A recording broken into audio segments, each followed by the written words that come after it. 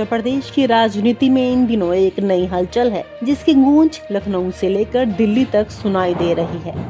विधानसभा सत्र के दौरान राजधानी लखनऊ के एक 5 स्टार होटल में करीब 40 विधायकों की एक बैठक हुई।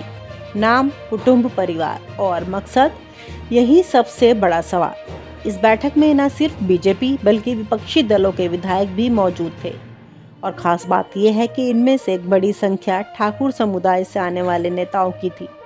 मुख्यमंत्री योगी आदित्यनाथ की जाति से जुड़े इन विधायकों की एकजुटता ने यूपी की राजनीति में हलचल मचा दी है। ठाकुर लॉबी और योगी आदित्यनाथ का वोट बैंक। योगी आदित्यनाथ ने यूपी में सत्ता संभालने के बाद ठाकुर समुदाय के नेताओं को बड़े पैमाने पर राजनीति अवसर दिए। कैबिनेट में महत्वपूर्ण पद, प्रशासनिक नियुक्तियों में अहम रोल और टिकट वितरण में प्राथमिकता, सब में ठाकुर नेताओं की मजबूत मौजूदगी रही। इसका असर ये हुआ कि ठाकुर समाज में योगी का दबदबा और समर्थन लगातार बढ़ता गया। लेकिन अब सवाल ये उठता है, क्या बीजेपी के भीतर ही एक गुट इस ठाकुर वोट बैंक में सेंध लगाने की कोशिश कर रहा है? क्या कोई नया पावर सेंटर तैयार हो रहा है जो योगी के प्रभाव को चुनौती दे? लखनऊ की रहस्यमयी बैठक। सोमवार रात को लखनऊ के 5 स्टार होटल में हुई इस बैठक में कुटुंब परिवार का बैनर लगा था। बैठक में बीजेपी, सपा और अन्य दलों के करीब 40 विधायक, एमएलसी शामिल हुए। बीजेपी विधायक ठाकुर रामवीर सिंह और एमएलसी जयपाल सिंह व्यस्त इसमें प्रमुख आयोजक के रूप में दिखे। रामवीर सिंह मुरादाबाद की कुंद्रकी सीट से उपचुनाव में भारी अंतर से जीते थे और इस जीत को बीजेपी की बड़ी सफलता के रूप में प्रचारित किया गया था। बैठक का असली मकसद 3 बयान 3 कहानियां। इस बैठक के मकसद को लेकर 3 अलग अलग बयान आए। रामवीर सिंह ने कहा कि ये उनकी पोती का जन्मदिन था।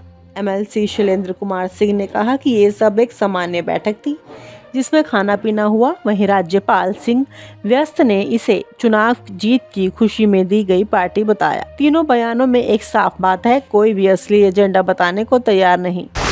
राजनीतिक संदेश और पावर गेम। राजनीतिक जानकार मानते हैं कि विधानसभा सत्र के दौरान इतनी बड़ी संख्या में विधायकों का एक साथ आना महज संयोग नहीं हो सकता, खासकर तब जब इन विधायकों में बड़ी संख्या ठाकुर समुदाय की हो और मुख्यमंत्री योगी आदित्यनाथ की उपस्थिति भी दर्ज की गई हो। ये बैठक ऐसे समय में हुई जब बीजेपी प्रदेश अध्यक्ष की नियुक्ति और कैबिनेट विस्तार की चर्चा जोरों पर है, इसलिए इसे भविष्य की रणनीतिक राजनीति से जोड़कर देखा जा रहा है।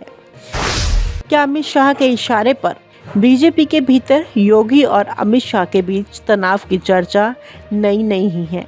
लोकसभा चुनाव के टिकट वितरण से लेकर प्रशासनिक फैसलों तक कई बार दोनों के बीच मतभेद सामने आ चुके हैं। राजनीतिक हलकों में कयास है कि अमित शाह यूपी में ठाकुर नेताओं का एक अलग गुट खड़ा कर रहे हैं ताकि योगी आदित्यनाथ के दबदबे को संतुलित किया जा सके। अगर ऐसा है तो ये सिर्फ योगी के लिए नहीं बल्कि पूरे यूपी पावर स्ट्रक्चर के लिए बड़ा बदलाव हो सकता है। ठाकुर बनाम ब्राह्मण नंबर गेम। यूपी विधानसभा में कुल 49 ठाकुर विधायक और 52 ब्राह्मण विधायक हैं। बीजेपी के पास 43 ठाकुर और 46 ब्राह्मण विधायक हैं, यानी लगभग हर चौथा विधायक ठाकुर या ब्राह्मण है। इस सामाजिक समीकरण को देखते हुए अगर ठाकुरों में 2 गुट बनते हैं तो इसका सीधा असर चुनावी राजनीति पर पड़ेगा। समय और संकेत। यह बैठक ऐसे समय में हुई है जब यूपी में 2027 विधानसभा चुनाव की तैयारी की शुरुआत का दौर शुरू हो चुका है। बीजेपी के भीतर पावर समीकरण बदल रहे हैं और जातीय आधार पर लॉबी बनाना पहले से ज्यादा अहम हो गया है।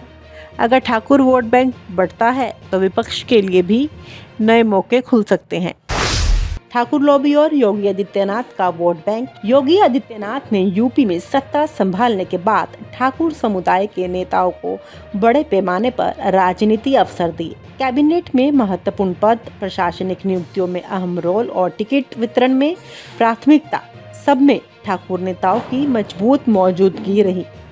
इसका असर ये हुआ कि ठाकुर समाज में योगी का दबदबा और समर्थन लगातार बढ़ता गया। लेकिन अब सवाल ये उठता है, क्या बीजेपी के भीतर ही एक गुट इस ठाकुर वोट बैंक में सेंध लगाने की कोशिश कर रहा है? क्या कोई नया पावर सेंटर तैयार हो रहा है जो योगी के प्रभाव को चुनौती दे?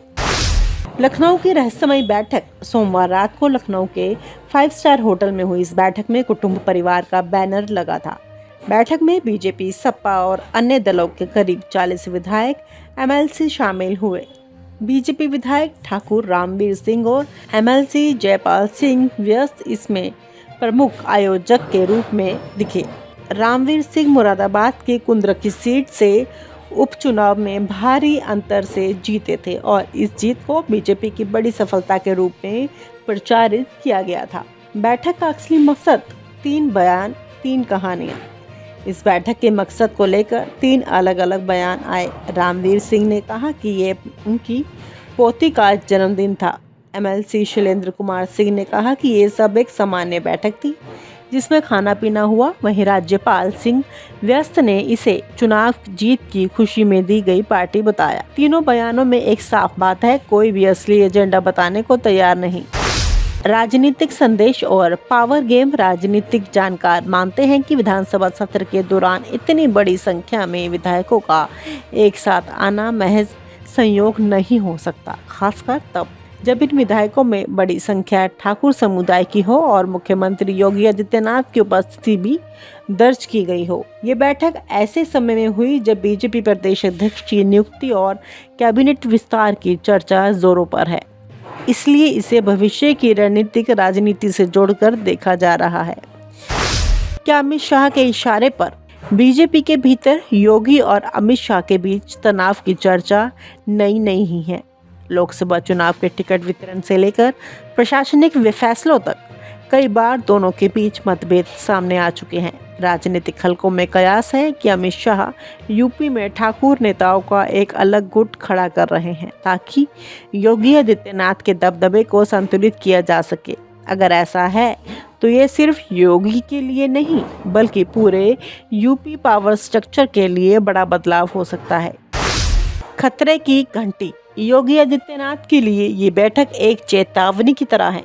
बीजेपी के भीतर ही अगर उनके सबसे मजबूत वोट बैंक में सेंध लगने लगी तो न सिर्फ उनके नेतृत्व क्षमता पर सवाल उठेंगे बल्कि पार्टी के भीतर उनका भविष्य भी प्रभावित हो सकता है। अब देखना ये होगा कि योगी इस चुनौती का जवाब कैसे देते हैं और क्या ये कुटुंब परिवार आगे चलकर बीजेपी की राजनीति का नया पावर सेंटर बनता है या नहीं। और आप हमसे जुड़े रहने के लिए सब्सक्राइब करें YouTube पर, फॉलो करें Twitter पर और लाइक करें Facebook पर। और ज्यादा जानकारी के लिए आपको टाइप करना होगा सिर्फ न्यूज़ नशा।